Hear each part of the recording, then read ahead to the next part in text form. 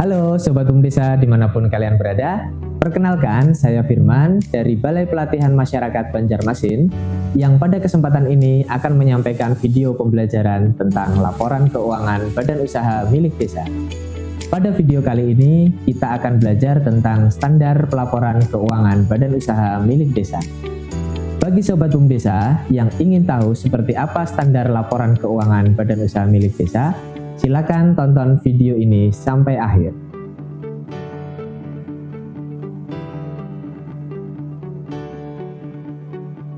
Sobat Bum Desa sekalian, perlu kita ketahui bersama bahwa laporan keuangan badan usaha milik desa merupakan salah satu bentuk pertanggungjawaban yang harus dibuat dan disampaikan oleh pengelola badan usaha milik desa.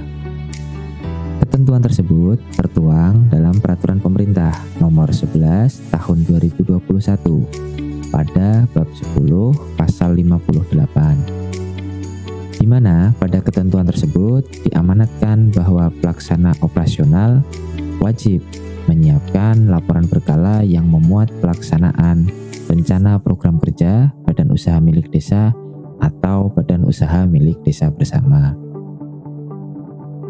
Adapun laporan berkala yang dimaksud pada ketentuan ini terdiri dari laporan semester dan laporan tahunan, di mana dalam laporan semester dan laporan tahunan tersebut harus memuat laporan posisi keuangan serta laporan perhitungan laba rugi. Berdasarkan ketentuan tersebut, maka dapat kita pahami bersama bahwasanya laporan keuangan di dalam badan usaha milik desa itu sifatnya wajib. Oleh karena itu, pelaksana operasional wajib menyiapkan laporan keuangan untuk nantinya disampaikan dalam musyawarah desa. Lantas, seperti apa bentuk laporan keuangan badan usaha milik desa? Nah, untuk memberikan standarisasi terkait penyusunan laporan keuangan badan usaha milik desa, Kementerian Desa, Pembangunan Daerah Tertinggal dan Transmigrasi mengeluarkan Keputusan Menteri Desa Nomor 136 Tahun 2022 tentang Panduan Penyusunan Laporan Keuangan Badan Usaha Milik Desa. Keputusan Menteri ini diharapkan dapat menjadi pedoman dan standarisasi dalam penyusunan laporan keuangan badan usaha milik desa. Lantas, apa saja ketentuan yang harus kita pedomani dalam penyusunan laporan keuangan badan usaha milik desa berdasarkan Keputusan Menteri Desa Nomor 136 Tahun 2022? Pertama, berkaitan dengan dasar penyusunan. Penyusunan laporan keuangan badan usaha milik desa harus mengacu pada ketentuan peraturan perundang-undangan dan standar akuntansi keuangan atau SAK. Berdasarkan ketentuan tersebut, dapat kita pahami bahwasanya dalam penyusunan laporan keuangan nanti harus menggunakan standar akuntansi keuangan. Lantas, apa sih standar akuntansi keuangan itu?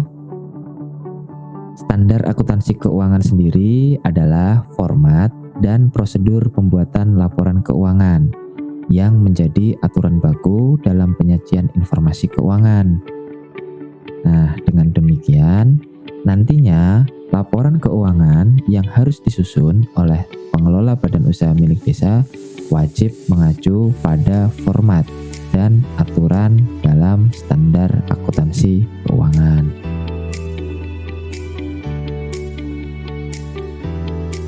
Kedua, berkaitan dengan periode pelaporan. Periodisasi akuntansi dalam pelaporan badan usaha milik desa dimulai tanggal 1 Januari sampai dengan tanggal 31 Desember untuk tahun yang bersangkutan. Itu artinya pengelola badan usaha milik desa wajib melaporkan transaksi-transaksi keuangan selama periode 1 tahun, dimulai dari tanggal 1 Januari sampai dengan tanggal 31 Desember untuk setiap tahunnya. Ketiga, tentang basis pencatatan transaksi. Penyusunan laporan keuangan badan usaha milik desa menggunakan pencatatan berbasis akrual.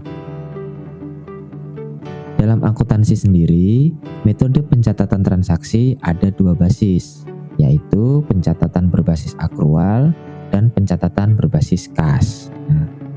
Untuk perbedaan pencatatan berbasis kas dan berbasis akrual sendiri secara umum terletak pada waktu pengakuan di dalam pencatatan transaksi keuangan, di mana di dalam pencatatan berbasis kas, pencatatan hanya akan dilakukan apabila ada transaksi pada kas, baik berupa adanya arus uang kas masuk atau arus uang kas keluar. Jadi, misalnya ada transaksi penjualan barang yang dilakukan secara kredit, di mana dalam transaksi tersebut tidak ada uang yang diterima saat itu juga. Maka, saat terjadinya transaksi tersebut, belum ada pencatatan apa-apa. Pencatatannya sendiri baru akan dilakukan apabila misalnya seminggu kemudian uang tersebut dibayarkan oleh konsumen kita. Nah, barulah kita bisa mencatatnya. Jadi, kita baru bisa mencatatkan kas dan pendapatan kita bertambah sesuai dengan nilai transaksinya tadi ketika konsumen sudah membayar dan kita sudah menerima uang tersebut. Sedangkan untuk pencatatan berbasis akrual, pencatatan dilakukan setiap kali ada pengakuan transaksi pada saat kejadian, tanpa harus kita menunggu adanya uang kas yang diterima ataupun uang kas yang dikeluarkan.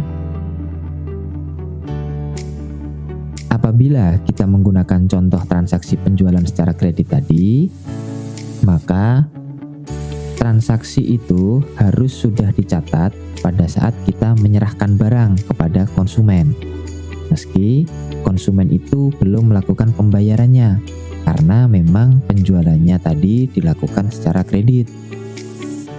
Namun, metode pencatatan yang digunakan berbasis akrual, maka ketika barang kita serahkan kepada konsumen, pada saat itu juga harus sudah kita catatkan sebagai transaksi, meskipun uangnya belum kita terima. Jadi seperti itu kurang lebih gambaran perbedaan antara pencatatan berbasis kas dengan pencatatan berbasis akrual. Selanjutnya, seperti apa sih bentuk laporan keuangan yang harus dibuat oleh pengelola badan usaha milik desa? Laporan keuangan adalah laporan yang menyediakan informasi posisi keuangan, kinerja keuangan, dan informasi arus kas pada periode tertentu. Itu artinya, laporan keuangan ini nanti harus disusun dan bisa menggambarkan informasi-informasi tersebut. Oleh karenanya, di dalam keputusan Menteri Desa nomor 136 tahun 2022, komponen laporan keuangan badan usaha milik desa yang harus disiapkan berjumlah 5 laporan, yaitu laporan posisi keuangan, laporan laba rugi, laporan perubahan ekuitas, laporan arus kas, dan catatan atas laporan keuangan. Jadi, Sobat Bum Desa nantinya wajib menyiapkan kelima laporan ini sebagai laporan pertanggungjawaban, di mana nantinya dalam menyusun 5 laporan ini, Sobat Bum Desa sekalian harus menggunakan kaidah dan standar akuntansi keuangan. Nah, untuk lebih mengetahui tentang 5 laporan tersebut dan seperti apa bentuknya, mari kita bahas satu persatu laporan keuangan tersebut.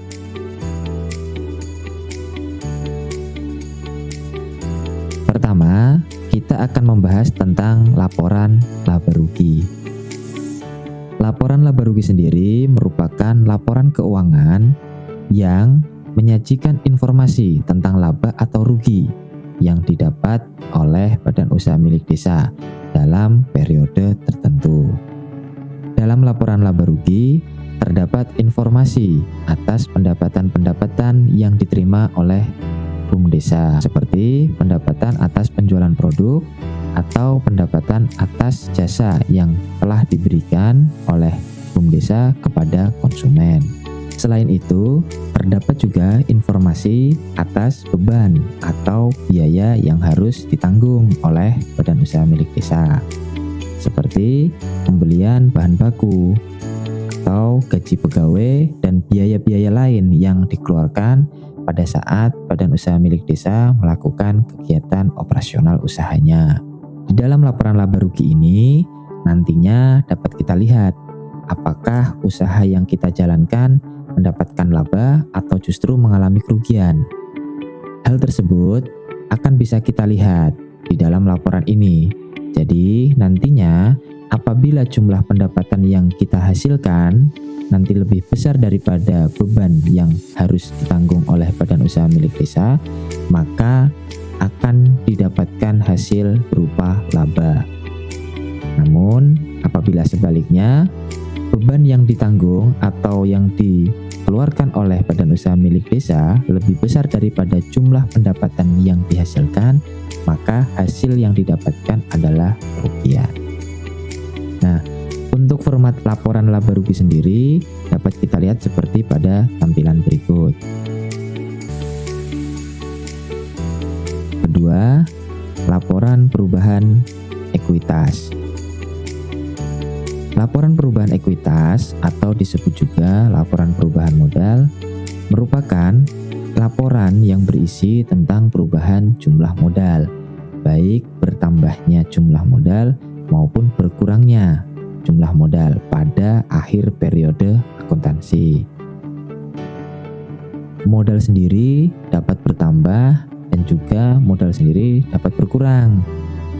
Modal badan usaha milik desa dapat bertambah apabila badan usaha milik desa mencatatkan atau membukukan laba.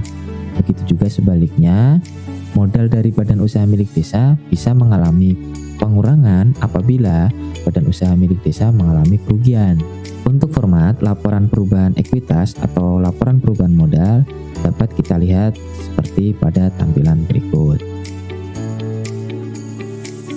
Ketiga, laporan neraca.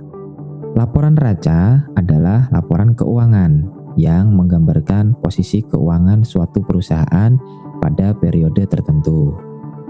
Di dalam laporan neraca terdapat informasi mengenai jumlah harta yang dimiliki perusahaan dan sumber pembiayaan harta tersebut. Nah, di dalam laporan neraca terdapat dua bagian utama, yaitu aktiva dan pasiva. Adapun aktiva ini apabila kita terjemahkan artinya sama dengan harta kekayaan atau sering juga disebut aset. Sedangkan pasiva apabila kita terjemahkan artinya adalah kewajiban. Aktiva di dalam neraca ini nantinya akan menggambarkan jenis-jenis harta yang dimiliki oleh badan usaha milik desa beserta nilainya. Begitu pula dengan pasiva. Nantinya pada bagian pasiva ini akan menggambarkan kewajiban dari badan usaha milik desa serta sumber modal yang dimiliki oleh badan usaha milik desa. Nah, untuk format laporan neraca sendiri ada dua jenis, yaitu neraca bentuk skontro dan neraca bentuk stafel. Bentuk neraca skontro disusun secara horizontal seperti pada contoh berikut, di mana pada tampilan ini terdapat dua sisi, yaitu sisi sebelah kanan dan sisi sebelah kiri, di mana sisi sebelah kanan itu adalah merupakan kelompok pasiva yang berisi utang dan modal, sedangkan sisi sebelah kiri berisi kelompok aktiva yang menggambarkan jenis-jenis harta yang dimiliki. Sedangkan untuk neraca stafel, bentuk neraca disusun secara vertikal seperti pada contoh berikut ini. Pada format neraca ini, bentuk neraca disusun secara urut dari atas ke bawah, di mana pada bagian atas merupakan kelompok aktiva dan pada bagian bawah adalah kelompok pasiva. Jadi, secara umum, perbedaan dari kedua neraca ini hanya terletak pada bentuk formatnya saja, di mana neraca bentuk skontro dibuat secara horizontal, sedangkan neraca stafel dibuat secara vertikal. Namun, secara isi dari substansi antara neraca skontro dengan neraca stafel sama. Keempat, laporan arus kas. Laporan arus kas adalah laporan yang memberi informasi mengenai perubahan kas selama satu periode akuntansi. Perubahan kas tersebut berdasarkan pada aktivitas operasi, aktivitas investasi, dan aktivitas pendanaan yang dilakukan oleh badan usaha milik desa pada periode tertentu. Dalam akuntansi, untuk menyusun laporan arus kas, terdapat dua metode yang bisa digunakan, yaitu metode langsung dan metode tidak langsung.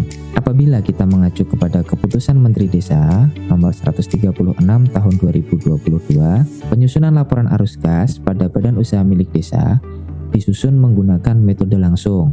Nah, pada metode ini, seluruh penerimaan dan pengeluaran kas, baik dari aktivitas operasi, investasi, maupun pendanaan dicatat secara langsung tanpa memperhitungkan adanya perubahan dalam pos-pos cash flow seperti piutang, utang, dan persediaan.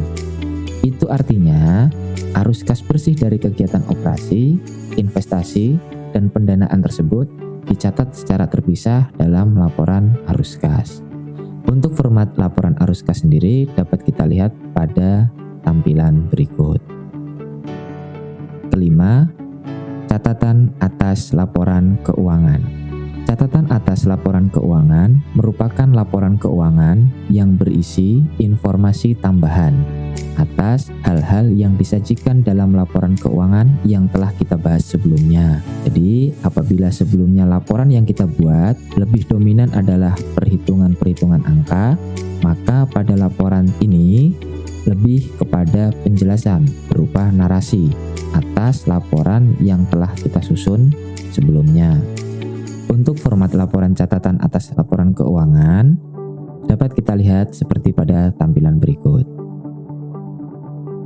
Akhirnya, kita telah selesai membahas standar laporan keuangan yang harus disusun oleh pengelola badan usaha milik desa, di mana secara ringkas dapat kita simpulkan bahwa laporan keuangan badan usaha milik desa yang harus disusun harus sesuai dengan kaidah dan standar akuntansi, di mana produk laporan yang harus disiapkan nantinya berjumlah 5 laporan, yaitu laporan laba rugi, laporan perubahan ekuitas, laporan neraca, laporan arus kas, dan catatan atas laporan keuangan.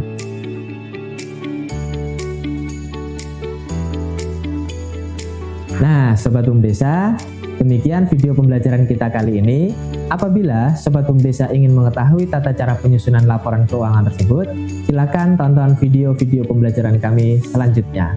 Cukup sekian dulu video pembelajaran kita kali ini. Sampai jumpa di video selanjutnya.